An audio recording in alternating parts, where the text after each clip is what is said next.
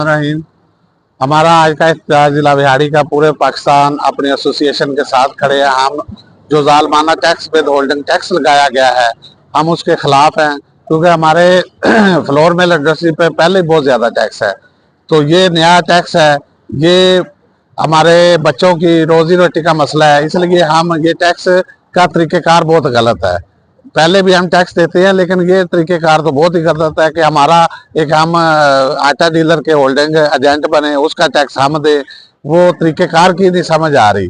तो हम अपने वज़ीर आज़म शहबाज शरीफ से अपील करते हैं कि वो इस टैक्स ख़त्म करे और गरीब आवाम को आटा मज़ीद महंगाई से बचाए।